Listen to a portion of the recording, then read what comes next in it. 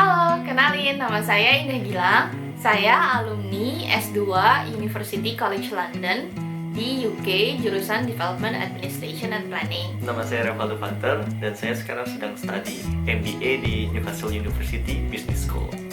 Kita akan jawab pertanyaan dari teman-teman yang kalian leave di Facebooknya Hot Courses Indonesia.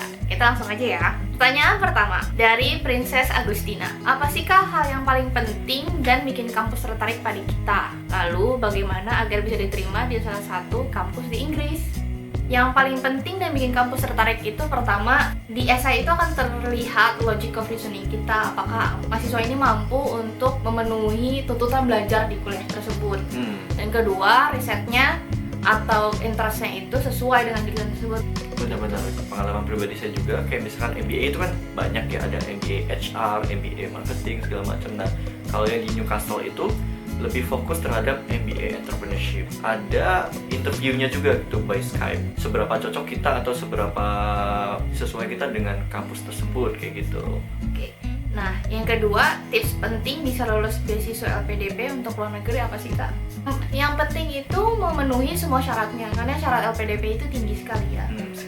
Yang kedua, kita harus punya jelas rencana kontribusi kita bagi Indonesia, rencana studi kita, rencana karir. Di LPDP itu ada 11 ilmu prioritas dan juga 17 bidang prioritas. Chances semakin besar diterimanya harus mendekati prioritasnya LPDP tersebut. Itu yang ketiga. Yang keempat, karena seleksinya ini panjang, harus tahu banget informasi terbaru tentang seleksi tersebut. Kapan tanggalnya, apa aja yang dites, latihan deh.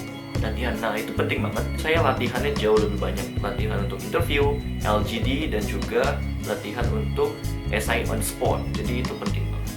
Untuk pertanyaan kedua, syarat mendaftar di universitas khususnya di Inggris apa saja? Bagaimana peluang agar kita diterima? Syarat mendaftar di Universitas Inggris pertama, ijazah harus sudah ada, transkrip harus sudah ada. Biasanya IPK minimal kira-kira itu misalnya 3,0 atau 3,25 atau 3,5 tergantung jurusan dan universitasnya. Kemudian IELTS-nya tergantung jurusan. Jadi jurusan untuk yang teknik biasanya 6. Iya, 6. Kalau biasanya untuk yang sosial atau bisnis itu 6,5, 7. Kalau sampai ke hukum, politik, sastra itu harus sampai 7 minimal. Ketiga, bikin personal statement. Itu di situ isinya adalah kenapa kita milih jurusan itu, apa rencana kita ke depan, apa yang kita mau risetkan, bagaimana korelasi kuliah kita itu dengan rencana kita ke depan. Personal statement itu yang paling penting ya, yang bisa dilihat sama universitas. Dan juga nanti ada CV, publikasi, kepemimpinan, ke organisasi, volunteering,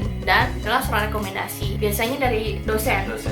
Jadi kalau misalkan kalian tertarik dengan kampus tertentu, langsung cek ke kampusnya. Mulai mencicil untuk semua persyaratan tersebut. Kalau kita sudah beyond dari syarat itu, insya Allah bisa diterima.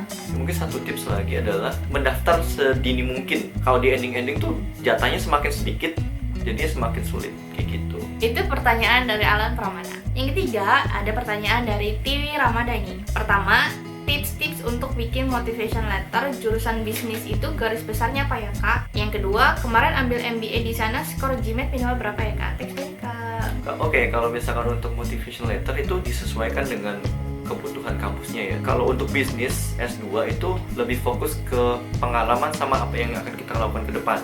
Jadi misalkan saya jurusannya aslinya S1-nya adalah teknik mesin, tapi pengalaman kerja saya ada di dunia bisnis gitu ya. Dan kedepannya pengen pekerjaan di bidang bisnis juga. Untuk MBA di UK secara general tidak memerlukan GMAT, hanya beberapa kampus yang requirement GMAT.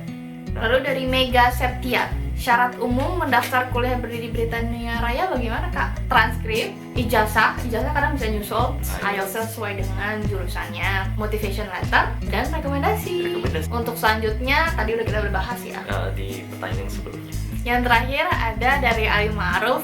Pertanyaannya, apakah saya bisa kuliah di luar negeri padahal saya tidak pintar? Jadi yang pertama penting untuk keluar dari negeri adalah attitude. Karena kita akan bersaing dengan mahasiswa seluruh dunia untuk masuk kampus tersebut ya. Kalau kita tidak percaya diri sama diri kita, bagaimana kampus akan percaya untuk memilih kita gitu. Sebaiknya jangan minder dulu ya. Iya. Oke, saya tidak pintar, saya tidak mampu. Semuanya dimulai dari keyakinan diri kalian sendiri kayak gitu. Oke, kayaknya segitu aja jawaban dari kita. Terima kasih banyak udah tune in. Sampai ketemu lagi. Bye. Bye.